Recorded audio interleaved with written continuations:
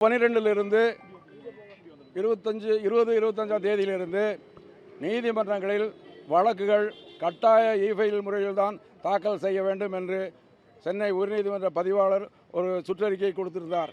அந்த சுற்றறிக்கையின்படி கணினி முறையிலே வழக்கறிஞர்கள் எல்லாம் இ-ஃபைலிங் முறையில் தான் வழக்கு தாக்கல் செய்ய வேண்டிய ஒரு நிலை வரும்போது, அதாவது கீழமை நீதிமன்றம் உள்ள விசாரணை நீதிமன்ற வழக்கறிஞர்களெல்லாம் இந்த கணினி முறையிலே வழக்கு தாக்கல் செய்வதற்கு அவர்கள் ஆர்வம் இருக்கிறது, அவர்கள் தயாராக இருக்கின்றார்கள். இறந்த போதிலும் அங்குள்ள கட்டமைப்பு வசதிகள் எந்த கட்டமைப்பு வசதிகளும் இல்லை.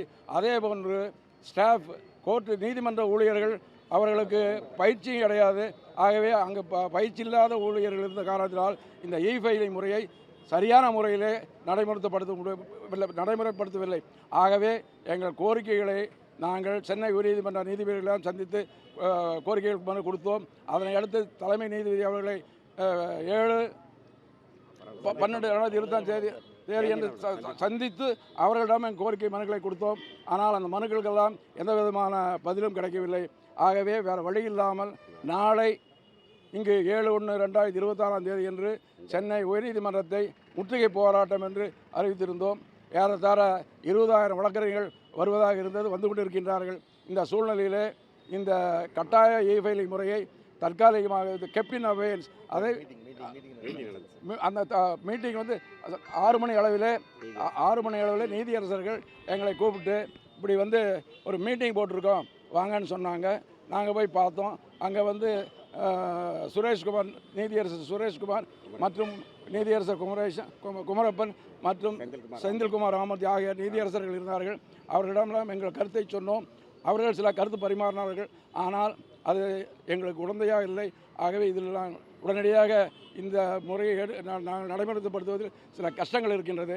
ஆகவே இந்த இ-ஃபைலிங் முறையை கட்டாயமாக ரத்து செய்ய வேண்டும் என்று கோரிக்கை வைத்தோம்.